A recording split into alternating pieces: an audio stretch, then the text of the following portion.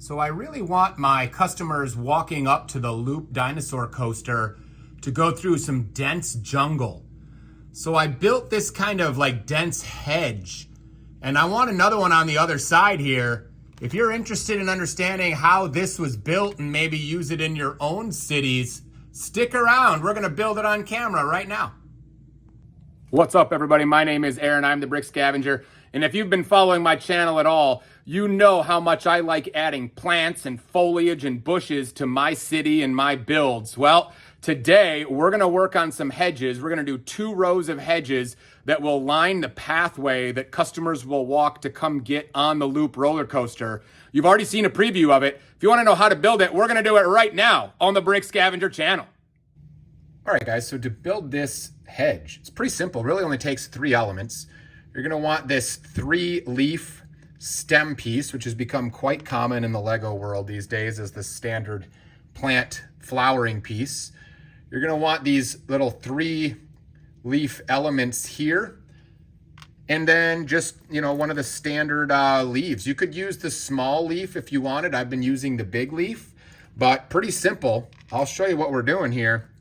I'm gonna start by taking these leaves and I'm going to connect this way like this. And then I'm going to connect this one here. Now you'll notice that leaves a little gap there. We'll talk about that in just a second. And then I'm gonna put one more here. We'll just build part of this thing for time purposes.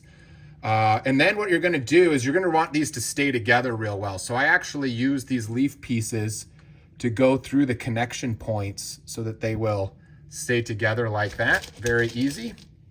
Grab a few more of these leaf pieces. Now I will say this hedge is not going to be cheap on parts if you are acquiring these parts on Bricklink. The reality is foliage is just really silly expensive on Bricklink. These are all parts that I happened to stumble on the Pick-a-Brick wall, so I got real lucky on that. So my recommendation is if you ever see foliage on the Pick-a-Brick wall, load up. Even if you don't know what you'll do with it, you might find eventually that you need it, and you don't want to pay per piece on Bricklink, that's for sure.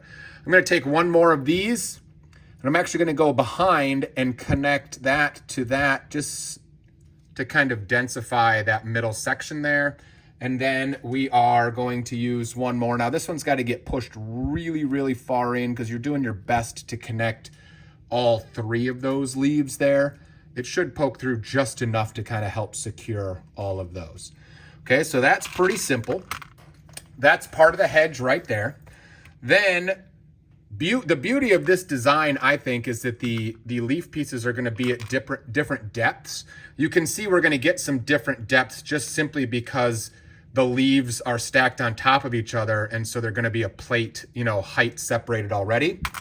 But these stems are going to give you a lot of different height possibilities there.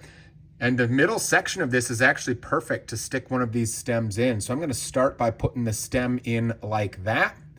Now a real small thing, but I do think an important thing is make sure the leaves are splitting the stems. If you rotate this thing and try to do this kind of more like this, where the leaves and stems line up, it's gonna put a little more stress on it and just doesn't want to sit quite right. So splitting the stems just like that.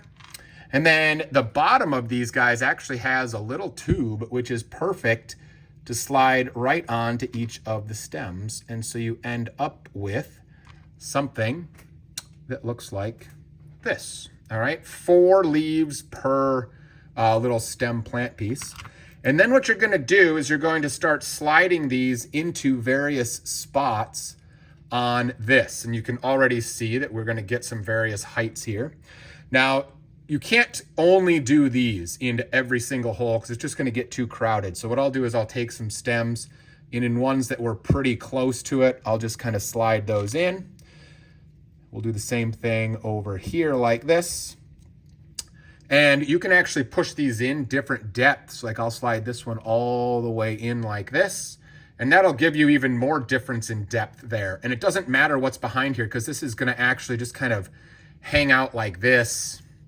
And you could use a stud on the side brick to kind of hold this thing in place. But the fact that these poke out doesn't really matter.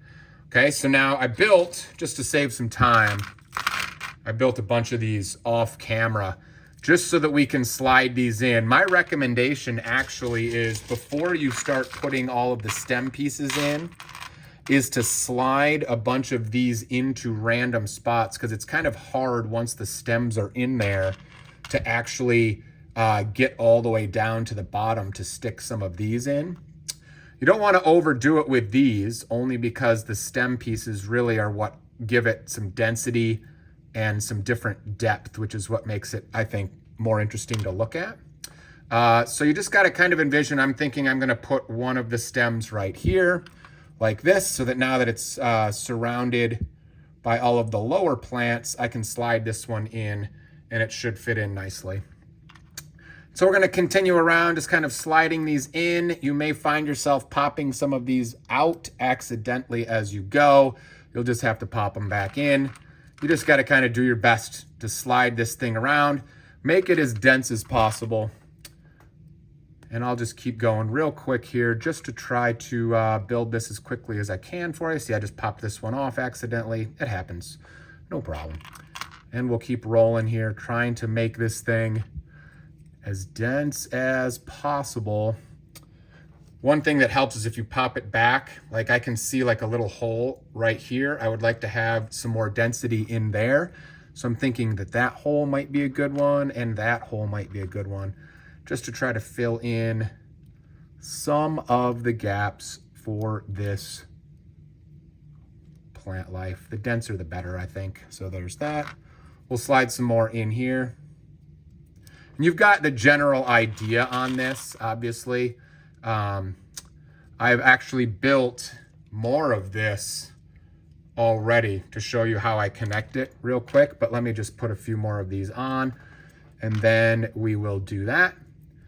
But I really like the way this turns out, especially when it's on both sides of my entryway to the loop coaster. I think it's going to have a fun look to it. We'll put some dinosaurs in there, and the dinosaurs can kind of be hiding out, you know, in the dense jungle here. Hopefully we can get them in there. There we go. All right, we're almost there. All right, I'm going to build the rest of this off camera, just because you don't need to sit here and watch the same thing repeating over and over again, and then we'll show you the next step. Okay, so I've got two sides of this thing, and I've intentionally left these without a plant, because that's how I'm going to connect them together.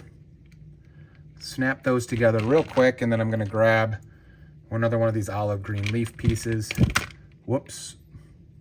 Probably easier if you go through with one. And then, whoop, trying to show you on camera. Slide it through. Try to get that through again as far as you can, because you'll notice it's kind of got a gap there. And that's where we need that third one to kind of fill in everything like this. All right. And then we've got a little bit more space to maybe jam in a few more leaves to make this thing, oh, I'm ripping them all off. To fill this thing in, make it as dense as possible. So I'm going to make it again dense as possible off camera.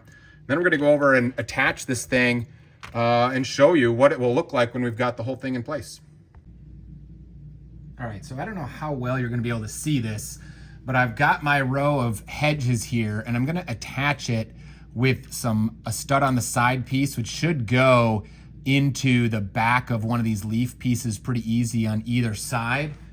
So basically just gonna, I don't know how well you can see this. It's kind of hard to do without blocking the camera, but this should kind of go in like this, like that on that side.